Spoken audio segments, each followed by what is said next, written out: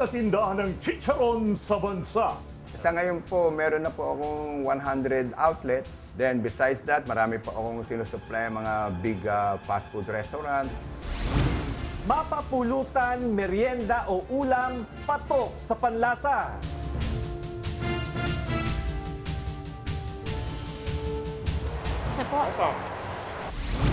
Sikreto na malutong na tagumpay ng R. Lapids Chicharon. Ibabahagi sa atin mismo ng nagmamay-ari. Ito po si Paring Ray. Paggawa ng chicharon na kinahiligan natin mga Pinoy, ihahain sa inyong mga mata ngayong gabi. Ako naman ang inyong kasangga, JR Langit. Ang hatang yan ngayong gabi sa ating Kasanggabo Langit.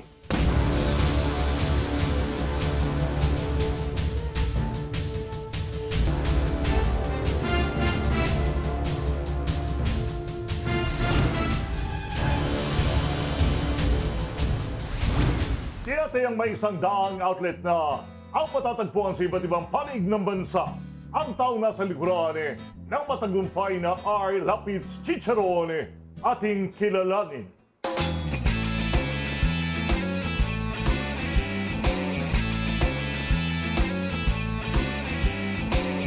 Inilibot kami ni Ray Lapid, ang nagmamayari ng isang sikat na chicharon sa bansa, sa kanyang paggawaan at ipinakita sa amin ang proseso ng paggawa nito.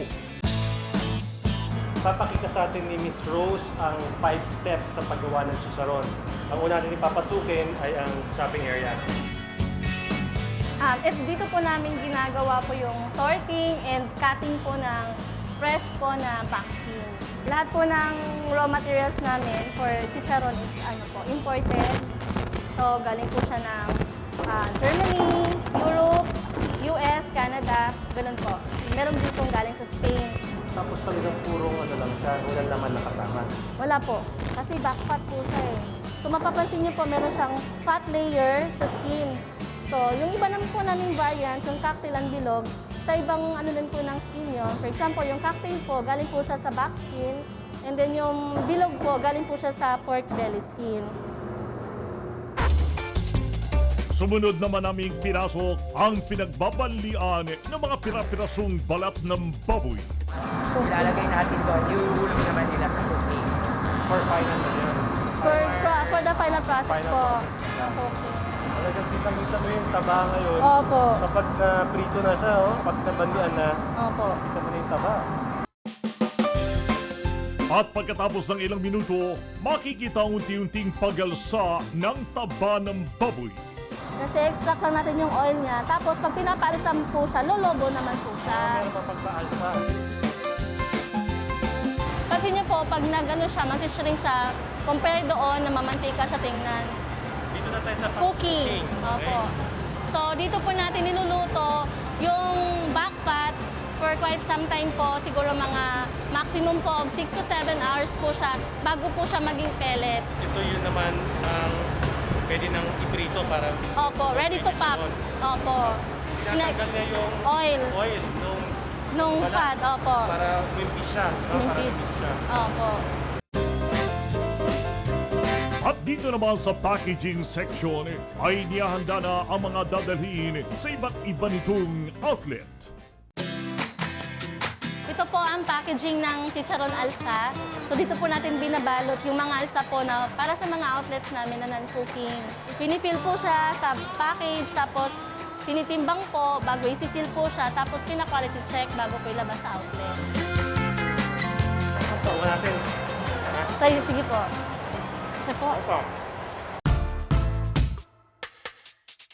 Paano po siya naiiba kumpara sa ibang mga chicharon?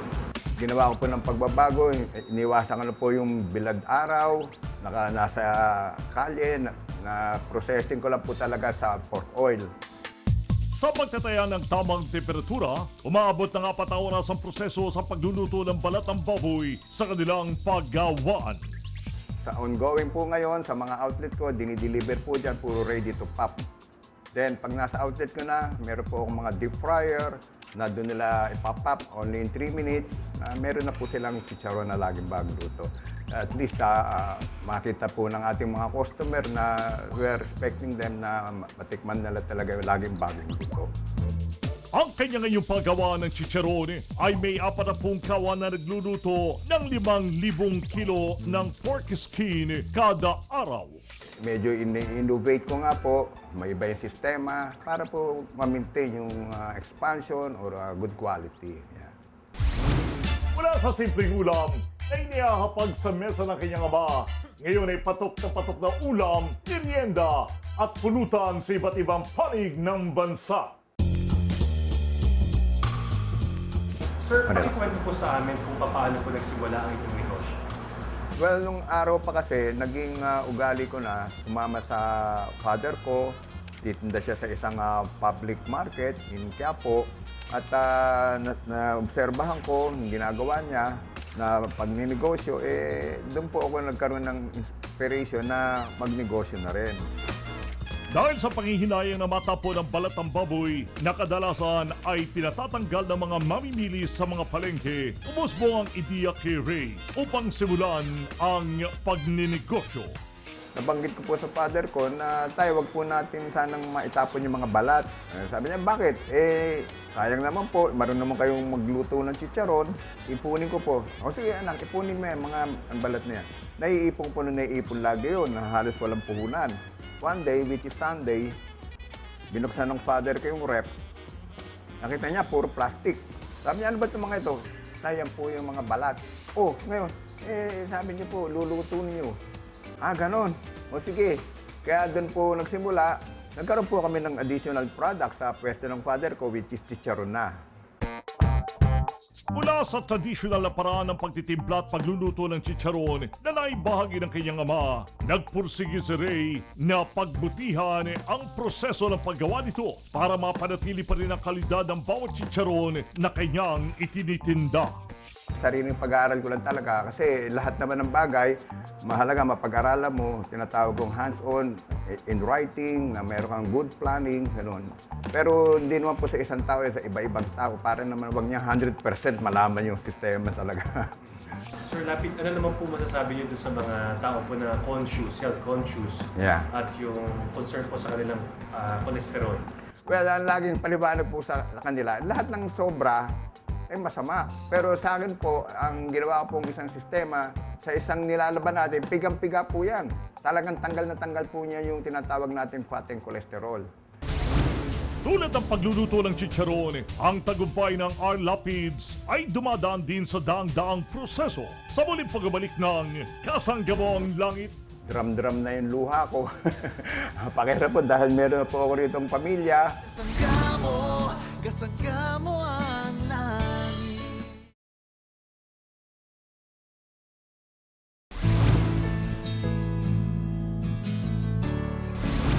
4 na dekadang pananatili ng negosyong chicharon, paano nga ba makakamtan? Ang sikreto ating tunghayan.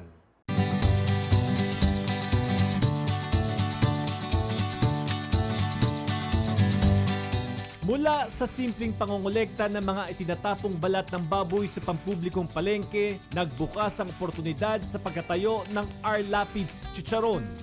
Ilang branches na po ang inyong R. Lapids? Sa ngayon po, meron na po akong 100 outlets. Then besides that, marami po akong sinusupply mga big fast food restaurant. Kaya nagiging challenge po sa akin to maintain the best quality. This coming November, pwede na mag-operate siya. Ngunit tulad ng ibang negosyo, hindi naging madali para kay Ray ang mga unang taon sa kanyang pagsisimula. Nagkaroon na rin po ako ng asawa, Mrs. 1974. Siya po ang isa kong nakatulong. Ako po mismo naghihiwa, siya ang kahera. Ang mga nagiging mahirap po namin na sitwasyon noon, kailangan namin ng katulong. Kaya nag-hire ako ng mga, actually ang na-hire ko noon, mga kamag-anak ko rin. Mas madali sila kausapin, pero bandang huli, kakaroon din ng problema. Meron pong nakapag-invite sa akin na taga-US. Nakumbinse akong makipag-partner sa kanya to invest in San Francisco, California. Naging very aggressive ako, ganun. Pumayag ako na mag-abroad. Doon ako medyo nagkamali. Dahil yung kapartner ko, naging mag-partner lang kami sa investment. Pero during operation na, hindi ko na siya naging katulong o nakasama sa pag-ooperate ng business, which is restaurant. naging mag-isa akong nag-ooperate. Ang una-una ko na importante yung Korea. Ganun pa man, matapos ang 2 taong pagkatsaga sa Amerika, muling bumalik ng Pilipinas si Ray na bigo, walang-wala at naisara maging ang kauna-unahan niyang tindahan sa Quiapo. Sa pagkasara nito, sinubukan naman ni Ray ang negosyong metal fabrication. Nang makaipon, muli niyang binuksan ng R. Lapids Chicharon at dito nagtuloy-tuloy ang kanyang pag-asenso. Yung sa chicharon ko po, meron akong 5 klase. Chicharong cocktail, bilog, may laman, chicharong bituka, and chicharong bulaklak. Meron po akong barbecue, pork barbecue, chicken barbecue. Yan nga po, nakasama po yung mga pack lunch. Yung panibagong bukas na restaurant po siya. Hindi lang po siya chicharon outlet. Meron din po akong tinatawag namin fast food. Then, nag-expansion nga yun, nagkaroon din po ako ng mini restaurant doon. Nag-rent na po ako sa mga tabi-tabi. Doon na rin po ako nagkaroon ng medyo malaking processing. Talaga pong kailangan na ako ng magkaroon ng sariling property. Naisip po ako mag-ikot-ikot. Ito nga po napili ko, this is Valenzuela, we call it Valenzuela Factory. Dito na po ako na-invest na sarili ko na pong lupa at property. Kung dati lokal lamang ang tumatangkilik ng chicharon, ngayon ipinapakilala ng R. Lapids ang dekalidad na chicharon sa iba't ibang panig ng mundo. Sa ngayon po, I'm looking consultant talking about ISO. Yan po ngayon ang ongoing sa sistema ko ngayon. Sa tingin niyo, ano po yung secret ng yung success? Mas mahirap po sa totoo lang kapag ninegosyo kaya sa ordinary employee. Pagka nag-concentrate ka sa anumang gagawin mong negosyo, kailangan po you trust yourself. At wag naman po tayo titingin sa tinatawag po mga negative. Laging positive and trust yourself. Sa kasalukuyan, 15% na ang kanyang tinatanggap na franchisor at patuloy na pinag-aaralan pa ang sistema nito. Gayunpaman, patuloy na dumadami ang kanyang kiosk na matatagpuan ng pwesto maging sa mga kilalang mall. Saan po makaka-order nyo itong malaking chicharon? Order lang po sa aming kiosk, tapos doon nyo na rin po pipick upin. A matter of days lang po para ma-process dito at which is ongoing naman po sa ngayon. Ito po, I think, ang pricing po namin nito is by how many grams, ganon. Kung ano po timbang nito, yun po ang nagiging presyo. Yeah. Normally, pag mga... Ito po, naglalaro po ang presyo nito around 200 pesos.